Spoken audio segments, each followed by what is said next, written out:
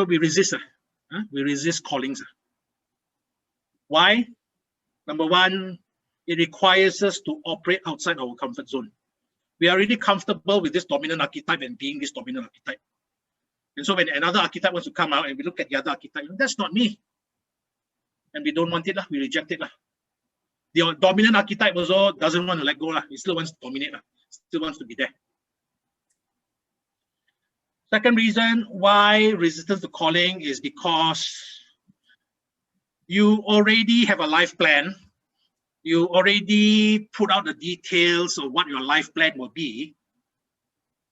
And then answering this calling requires you to then major change your life plans, give up your life plans, So there's this calling to chase after the unicorn, and then you're like, what? I'm going to give my life up, this goal about being a billionaire to chase after unicorn. What the hell? So this is what I mean, stupid to want to chase after unicorns when the calling comes. The other thing why we resist calling is because we conform to other people's expectations. We tell other people, not sure whether to change or not. Then you ask opinion from others. You ask your friend, you ask your family member, and things like that. And then they will tell you, they all got their opinion.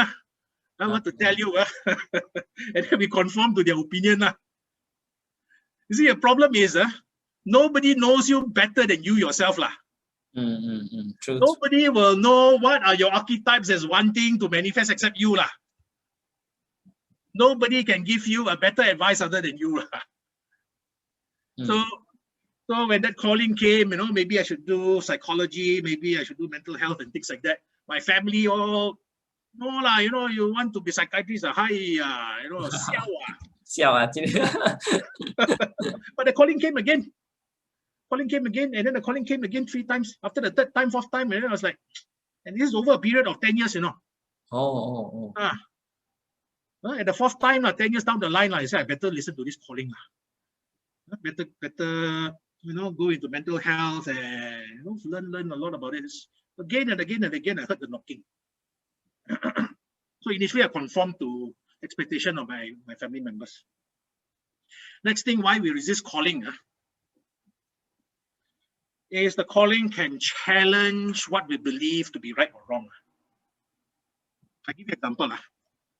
I was in my clinic, and a patient came, and then the patient complained about headache. And then as the patient was talking, his language was all over the place. So he talked about headache, then he talked about dreams, then he talked about being stressed, then he talked about work, then he talked about family, then he talked about driving around in a daze. Then I cannot connect the dot. What is the relevance between this and that or that? He just seems to be talking all over the place. So the first thing that tells me is this is no ordinary headache. Right? This is my normal clinic. I mean, seeing the cough and cold and things like that. So normally, how long the headache has been, got vomiting, got fever and all that things like that. Take this medicine. This patient sitting down already telling me, no, this is more than that. Psychology. It looks like this is something to do with psychology and things like that all. And let me sit down with him and let me see what comes up. So I just repeat what he said. So I heard you saying this. And then I asked him, what is it that you want me to understand about all these things that you threw out? And then he still talks in very vague terms, very difficult to understand. So I had to kind of like slowly connect the dots, He give one jigsaw puzzle, another jigsaw puzzle, another jigsaw puzzle, another jigsaw puzzle. After about 20 minutes, talking, 25 minutes like that, then the jigsaw puzzles all come into place. Then I see the picture. Okay, this is the picture. So what's happening was, 5 years ago, he was a boss in the company, and there was a worker under him that was very motivated, wanted to learn, and then so he became mentor to this worker. So he's a man, the worker was a woman. And then so they had a very good boss, mentor-mentee relationship. And a very good professional relationship. And then so this worker under him learned a lot, grew very fast, and then applying all these things and doing all the work in the company lah. So he says the woman fell in love with him and then started to express feelings of love for him lah. So he says, I'm a married man. And I told her, look lah, I cannot get into a relationship with you.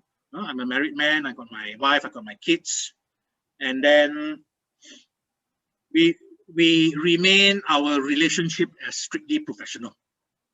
So he continued that mentor-mentee relationship, and then for that girl, already kind of like trying to pursue that love and all that, and heartbroken, the relationship was challenged lah.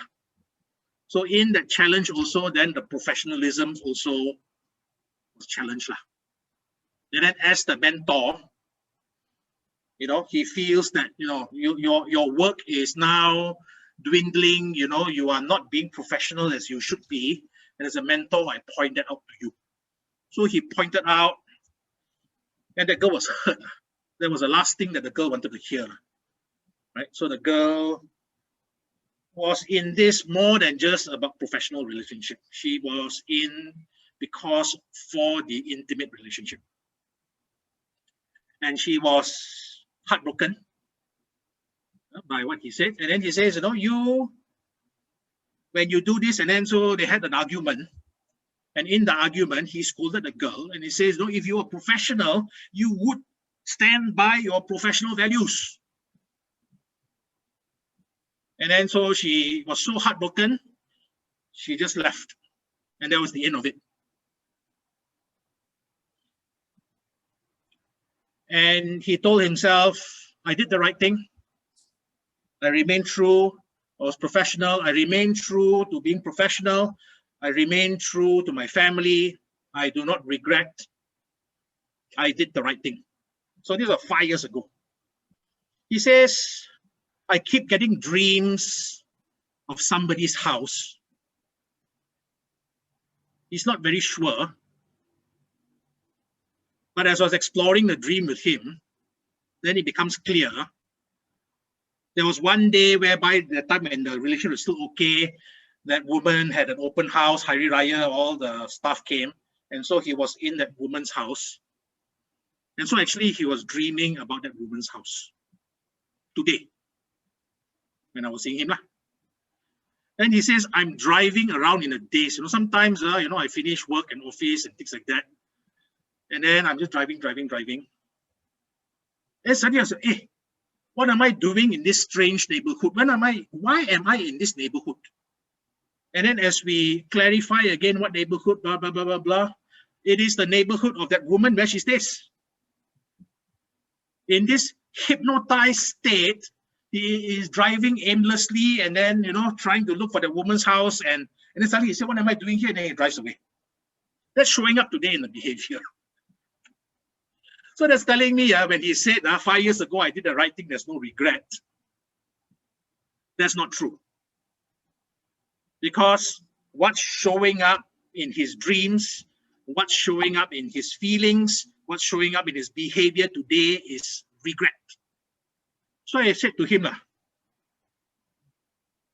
if let's just say there is an opportunity that you met this woman today, what would you want to do?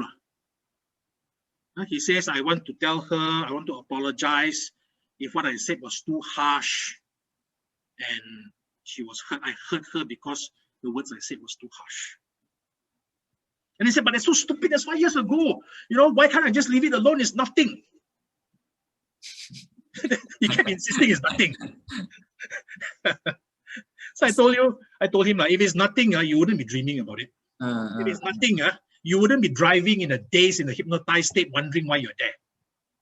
It is your unconscious trying to express itself to fulfill an unfulfilled desire. Then he says, cannot be lah, I'm a married man, and he kept that thing, I'm a married man, I'm a married man, I'm a married man. So I told him like this. I want you to stay with this thing. You're driving in a daze and then you go off. There's this regret that you should apologize. You never apologize to her. So you said insignificant, you push it away. Okay, push it away today. Next week, you push it away. Next month, you push it away. Next year, you push it away. Every year that comes, or every opportunity that comes, you push away, push away, push it. You forget about it. So let's just say 20 years, you forget about it. Until you even forget about it. Then you come to old, you come to your deathbed. And then knowing that tomorrow, no more already. Today, your last day. Can you live with yourself or not? I ask him. Not apologizing to this woman. Instantly, the answer that came, cannot. Seems like a very strong feeling, so that he cannot deny. You see, there is one archetype that's wanting to come out here. The reason why he feels so strongly is because he suppressed his own intimate feelings for her. I'm a married man, I'm a married man, I'm a married man.